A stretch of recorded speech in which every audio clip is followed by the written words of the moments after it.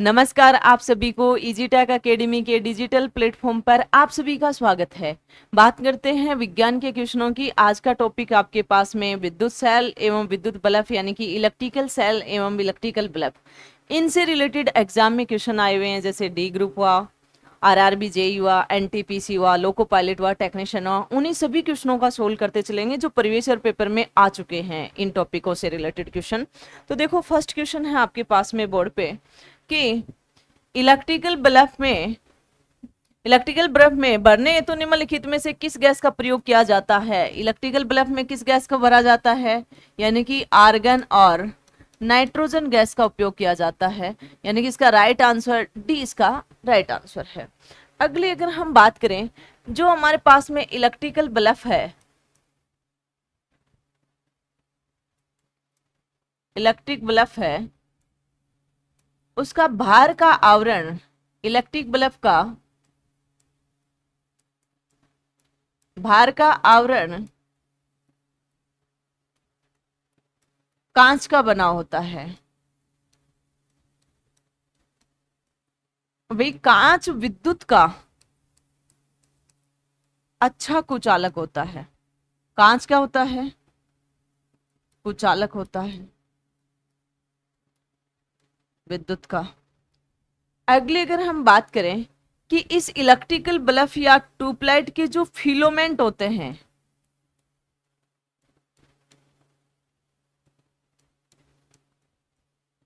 फिलोमेंट है या इसको तंतु बोल सकते हो, तंतु है, वो किसके बने होते हैं? टंगस्टन के। टंगस्टन के बने होते हैं। टंगस्टन का जो रासायनिक प्रतीक है वो ये डब्ल्यू है, इसका रासायनिक प्रतीक। तो टंगस्टन की अगर हम बात करें डब्ल्यू की, तो टंगस्टन का परमाणु क्रमांक 74 होता है और इसका परमाणु भार यानी कि द्रव्यमान संख्या 18384 होता है। अब इससे हम अगर बात करें कि टंगस्टन का जो परमाणु क्रमांक है वो कितना है, 74 है। टंगस्टन में इलेक्ट्रॉन्स है वो, उसकी संख्या भी कितनी है, 74 है। टंगस्टन में प्रोटॉन है, उसकी संख्या भी कितनी है, 74 है। लेकिन टंगस्टन में न्यूट्रॉन की संख्या कितनी है? न्यूट्रॉन बराबर में होता है आपके पास में परमाणु भार यानी कि द्रव्यमान संख्या माइनस में प्रोटॉन की संख्या, यानी कि आपके पास में होता है 183.84 माइनस में 74, यानी कि आपके पास में न्यूट्रॉन की संख्या 109.84 होता है। ठीक है, ये है बेसिक। इस टंगस्टन के 5 समस्थानिकों में ये टंगस्टन आता है। ठीक है, अगली अगर हम बात करें इससे आगे की, तो देखो टंगस्टन से लेकर आगे बात करें कि टंगस्टन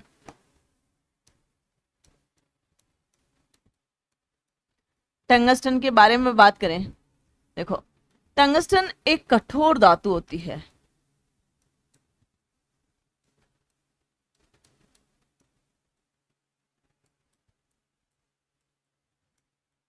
अगला अगर हम बात करें, टंगस्टन चालक होता है।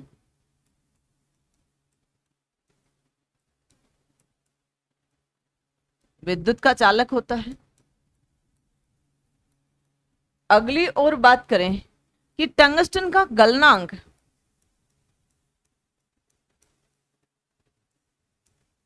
ऊंच होता है। ऊंच 3380 डिग्री सेल्सियस, या इसको लगभग आप क्या बोल सकते हो, 3400 डिग्री सेल्सियस। ये भी एग्जाम में बहुत ज्यादा पूछा जाता है।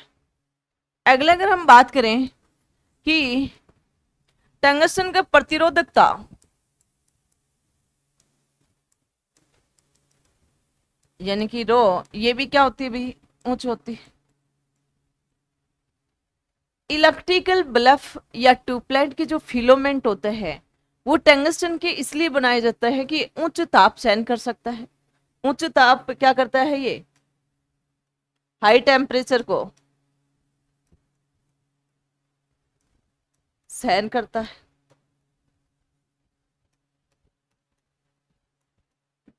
जिन इलेक्ट्रिकल बल्बों का फिलोमेंट टंगस्टन का बना हुआ है उनको धात्विक बल्ब भी कह सकते हो, फिलोमेंट बल्ब भी बोल सकते हो। लेकिन इससे पहले एक कार्बन बल्ब भी आता था जिसके कार्बन का तंतु बना होता था। कार्बन अधिक तापमान सहन नहीं कर सकता था, कि अर्धचालकों में आता है कार्बन, ठीक है, वो अधिक तापमान सहन नहीं कर सकता था, 1000 डिग्री सेल्सियस से ज्यादा का तापमान सहन नहीं कर सकता था। इससे ज्यादा का यदि तापमान हो गया तो कार्बन वाष्पित हो जाता था, जिससे बल्ब का जो आवरण है वो ब्लैक ब्लैक धुंधला धुंधला दिखाई देता था।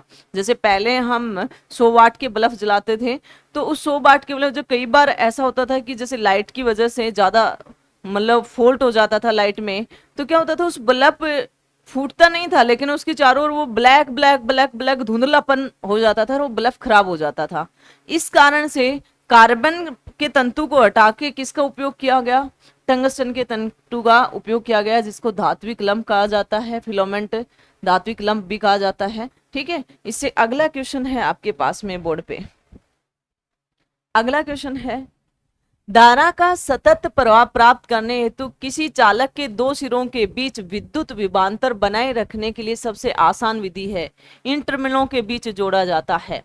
देखो ये मेरे पास में एक भाई बीकर है, इसमें विद्युत अपगट्टे भरे हुए हैं, ठीक है। यहाँ पे हमने दो इलेक्ट्रोड लगा दिए, भाई एनोड और कैथोड होते हैं ना, इनको इलेक्ट्रोड बोलते हैं, ध्यान रखना। एनोड और कैथोड को इलेक्ट्रोड बोलते हैं, हमेशा ध्यान रखना। दो इलेक्ट्रोड है, अगर कोई भी बैटरी के पॉजिटिव टर्मिनल से जुड़ेगा वो कैसा रहेगा, एनोड रहेगा, और नेगेटिव से जुड़ेगा वो कैसा हो जाएगा, कैथोड हो जाएगा।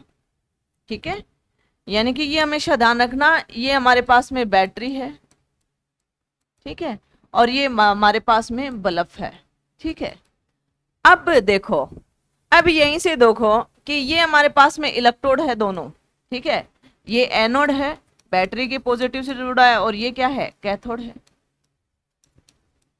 ठीक है। ये घोल गुला हुआ है, अम्ल ये गोल है, यानी कि ये विद्युत अपघट्टे की क्रियाएं कराता है, ठीक है, यानी कि ये घोल है,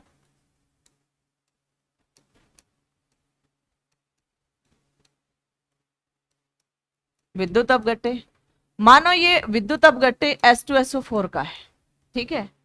अब यहां से समझो कि ये जो विधि है, इनके दोनों टर्मिनलों के बीच में क्या जुड़ी हुई है, बैटरी जुड़ी हुई है, ध्यान रखना। इन चालक के दोनों टर्मिनलों के बीच में क्या जुड़ी हुई है, बैटरी। तो इसका राइट आंसर कौन सा आएगा, डी इसका राइट आंसर आएगा, ठीक है। अगला क्वेश्चन है आपके पास में, अगला क्वेश्चन है आपके पास में,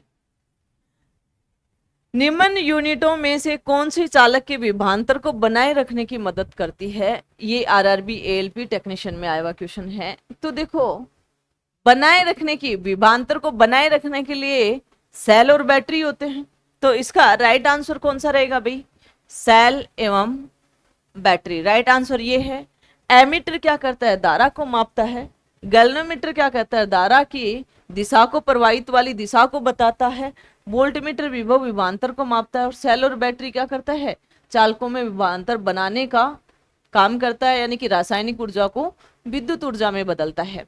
तो देखो सेल और बैटरी की बात करें तो देखो, सेल एवं बैटरी, सबसे पहले तो इन दोनों की अगर हम बात करें, सेल और बैटरी की, तो ये दोनों ही क्या करते हैं, रासायनिक ऊर्जा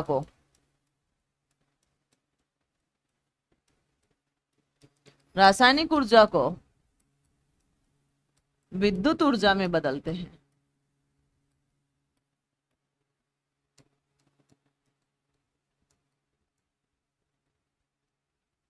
यानी कि रूपांतरण करते हैं, बदलते हैं, ठीक है। तो ये एक उपकरण तो है नहीं। बात करें अगर हम सेल की, तो सेल क्या हो गया, रासायनिक ऊर्जा को विद्युत ऊर्जा में बदलेगा। लेकिन ये दिखता कैसा है, ऐसा दिखता है। ये तुम्हारे पास में किसका प्रतीक है, ये प्रतीक है आपके पास में सेल का, ठीक है। ये एनोड है और ये क्या है, कैथोड है आपके पास में, ध्यान रखना, ठीक है। अगली अगर हम बात करें कि सेल दो प्रकार के होते हैं, प्राथमिक सेल और द्वितीयक सेल। सेल दो प्रकार के होते हैं भी, प्राथमिक सेल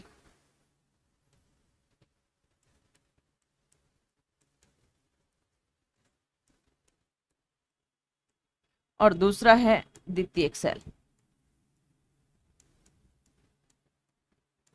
प्राथमिक सेल क्या होता है कि इस प्रकार का सेल जिसको दोबारा काम में नहीं लिया जा सके, यानी कि एक बार रासायनिक ऊर्जा विद्युत ऊर्जा में कन्वर्ट कर दे, उसके बाद में दोबारा उसको काम में नहीं लिया जा सकता, यूज एंड थ्रो। जैसे दीवार गड़ी के सेल जल जाते हैं, यानी कि खत्म हो जाता है उसका चार्जिंग, तो उनको हम फेंक देते हैं, दूसरा सेल लाके लगाते हैं, दोबारा चार्ज नहीं करते। तो इस प्रकार का सेल जो एक बार उपयोग में लेने के बाद में दोबारा उपयोग में नहीं लिया जाता है, अर्थात यूज एंड थ्रो सेल, कौन से सेल आते हैं? प्राथमिक सेल आते हैं। प्राथमिक सेल को जैसे voltaic cell, button cell, mercury cell, ये सारे सेल किसमें होते हैं? प्राथमिक में।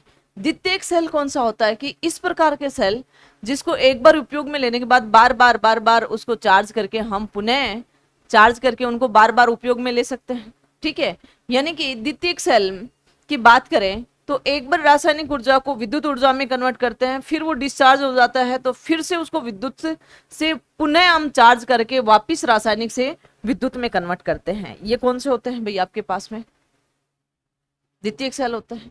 द्वितीयक सेल में जो रासायनिक अभिक्रिया होती है वो कौन सी होती है? उत्क्रमणीय होती है, और प्राथमिक अनुत्क्रमणीय होती है, ध्यान रखना। द्वितीयक सेल में जैसे सीसा संचयक सेल, ये द्वितीयक सेल में आते हैं। अब आती है कि बैटरी क्या होती है?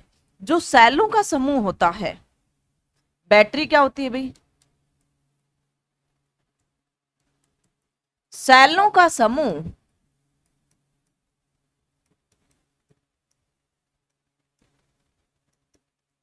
बैटरी कहलाती है।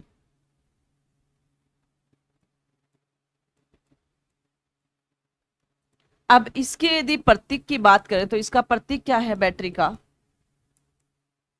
आपके पास में? ये आपके पास में बैटरी का प्रतीक है। अब इन सेलों को आप कैसे कैसे जोड़ सकते हो? श्रेणी क्रम सेल संयोजन,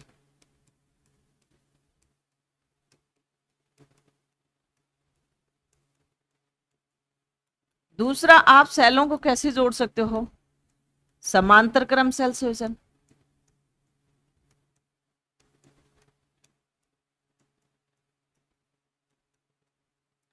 तीसरा आप कैसे जोड़ सकते हो? मिश्रित क्रम सेल संयोजन।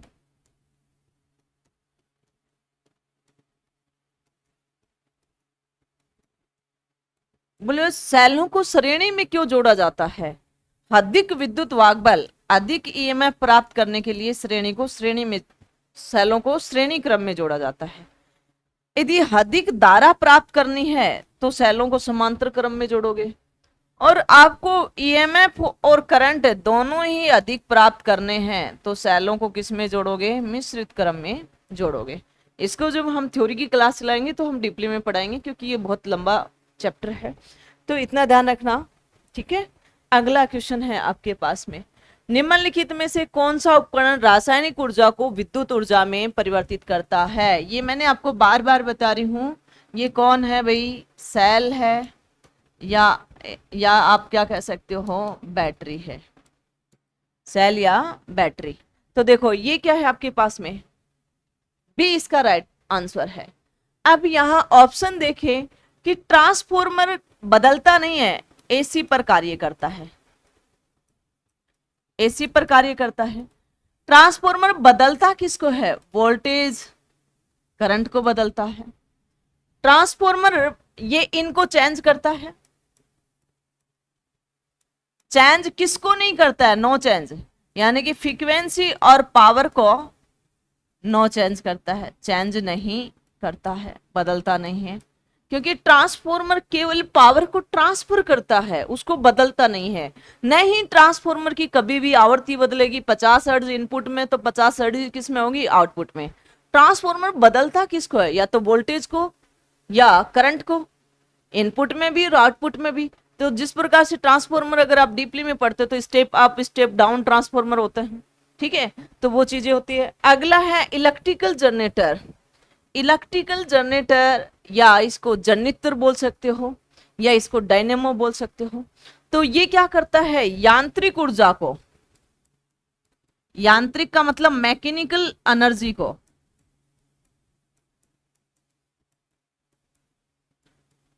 को विद्युत ऊर्जा में, इलेक्ट्रिकल एनर्जी में बदलता है, इलेक्ट्रिकल एनर्जी में बदलता है। ठीक है, अगला अगर हम बात करें पंखा, पंखा बोल दो या मोटर बोल दो, पंखा या इसको मोटर भी बोल सकते हो, विद्युत मोटर। पंखा क्या करेगा, विद्युत ऊर्जा को, इलेक्ट्रिकल एनर्जी को यांत्रिक यानी कि मैकेनिकल एनर्जी में बदलता है।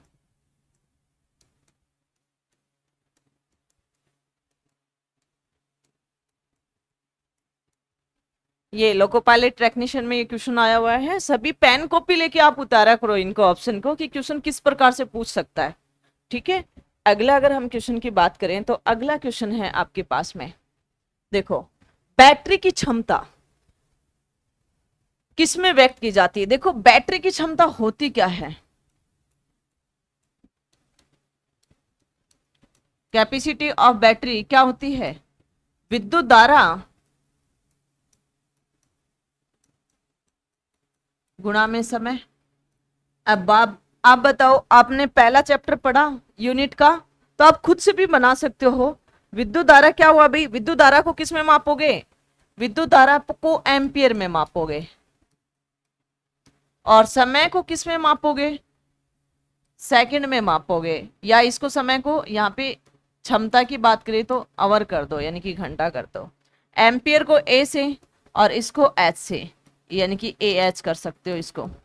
यानी कि बैटरी की क्षमता किस में मापोगे, एम्पियर आवर में मापेंगे, यानी कि इसका राइट आंसर रहेगा एम्पियर आवर, ए इसका राइट आंसर रहेगा। ठीक है, और इससे क्वेश्चन बहुत बार आते हैं, ये आपके पास में आरआरबी जेई में आया हुआ था। पहले पेपर का कलर होता था येलो, पीला, हरा, ठीक है, कलर के अकॉर्डिंग आते थे।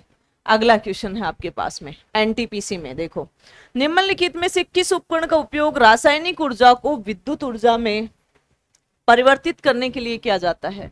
तो हम पढ़ ही रहे हैं सेल, बैटरी और बल्ब है, तो इनसे रिलेटेड क्वेश्चन है, तो किससे बदला जाता है भाई, इसको बैटरी बोल दो या सेल बोल दो।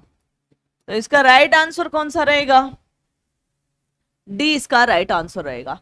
लेकिन बाकी चीजों को भी आपको पता होना चाहिए। मोमबत्ती किसको बदलती है बताओ, रासायनिक ऊर्जा को,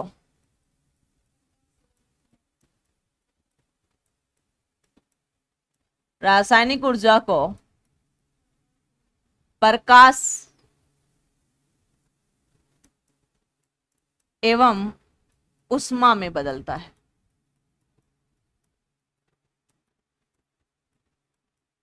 ठीक है, प्रकाशीय सेल किसको बदलता है, सौर ऊर्जा को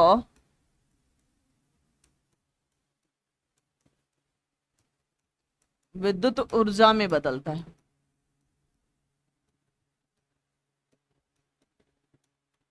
अगला अगर इलेक्ट्रिकल मोटर की बात करें, अभी जस्ट ठीक है पंखा इलेक्ट्रिकल मोटर बोल दो, यानी कि ये किसको बदलेगा, आपके पास में विद्युत ऊर्जा को,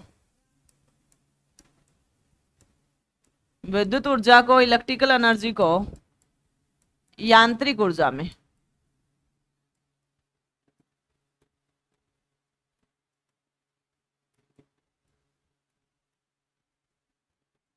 अगली बैटरी का आपको बताई दिया कि रासायनिक को किस में बदलेगा, बैटरी यानी कि सेल रासायनिक ऊर्जा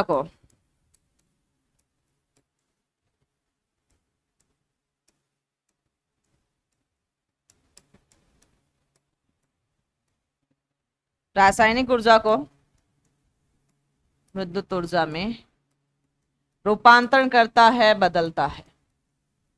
ठीक है, अगला क्वेश्चन है आपके पास में, देखो किसी दिए गए विद्युत परिपथ में धारा बनाए रखने के लिए सेल में इसमें संग्रहित की ऊर्जा को खर्च करनी होती है। किस में करती है, रासायनिक में करती है, तो रासायनिक में खर्च करोगे, तो इसका राइट आंसर कौन सा रहेगा, सी इसका राइट आंसर रहेगा, सही आंसर रहेगा सी ऑप्शन इसका, यानी कि रासायनिक। अगला क्वेश्चन है आपके पास में, एक बैटरी किसी बल्ब को प्रकाशित करती है, इस प्रक्रिया को रूपांतरण किस प्रकार से होता है। ठीक है, फर्स्ट ऑप्शन है विद्युत ऊर्जा को उसमें ऊर्जा में परिवर्तित करता है। ये कौन है? ये कौन है? विद्युत हीटर है। दूसरा देखो, रासायनिक ऊर्जा को विद्युत ऊर्जा में परिवर्तित करे, ये है बैटरी। ये इसका राइट आंसर है, बैटरी या सेल। तो इसका राइट आंसर बी है। अगला, विद्युत ऊर्जा को रासायनिक ऊर्जा में, ये कौन है भाई? रासायनिक ऊर्जा को विद्युत ऊर्जा में परिवर्तित करना, बैटरी। विद्युत ऊर्जा को वापस से रासायनिक ऊर्जा में परिवर्तित करना, विद्युत अपघट्य सेल।